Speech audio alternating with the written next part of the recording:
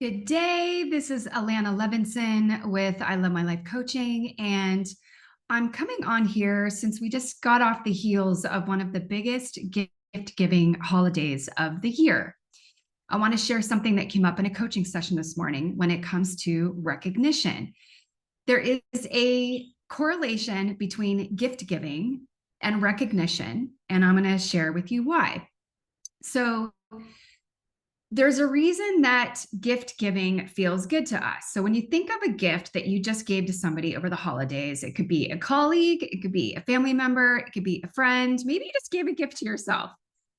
When it comes to being other-centered, the reason that it feels good is because there's a part of our brain in the limbic system that can't tell the difference between giving and receiving.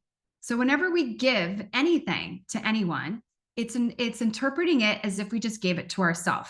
So be conscious of that, because when you also think something negative about somebody else, or you say something negative about somebody else, that same part of your brain is interpreting it as if you just said it about yourself, which is also, if you notice, why it doesn't feel so good. But back to the gift giving and recognition. So when we experience that in our brain, we get a dopamine hit. And it's sometimes also known as vicarious reward. Now, there's also a correlation between our heart and our brain. So we experience pretty much everything emotionally first, and then mentally or logically second.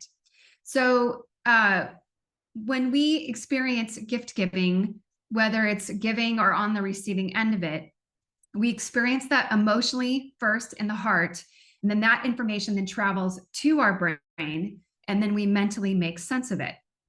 So there's a correlation to that. Now, I also want to mention, I don't know about you, but way back when, I used to be one of those people that when somebody would give me a compliment, I would say, oh, no, no, no, no. And then when I realized, when I learned about this, I was actually rejecting their gift, which also takes away their experience of being able to feel good from the giving because of what's going on in their limbic system. So even if I might not agree with it, I might say, I'll definitely just thank them and just say, thank you, I appreciate that. And then later on, I'll process why I was potentially rejecting that in the first place and see if there's something else there for me. I would encourage you to do the same thing. If you're also one of those people that seems to reject compliments, acknowledgments, or even recognition. So there's benefits to this. So to sum it up, as a leader, it's not just something that you're going to tick off the box, okay? This has to do with being an inspirational leadership, or it has to do with inspirational leadership and being an inspiring leader. The more you do it, and the more that it feels good, the more you're going to want to keep doing it.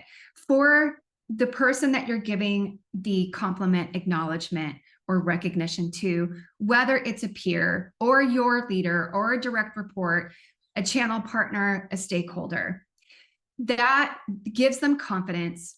It gives them feedback of what to keep doing, what to do more of, and it becomes part of their career story.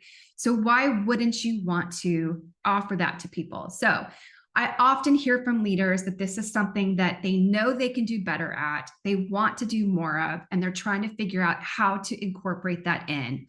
Sometimes it can be something as easy as, if you notice that there's somebody that does something, even if it's a part of their regular job, that they consistently do well, when was the last time you called that out and just said, hey, I love the way that you do X, Y, and Z, and that you're very consistent with that.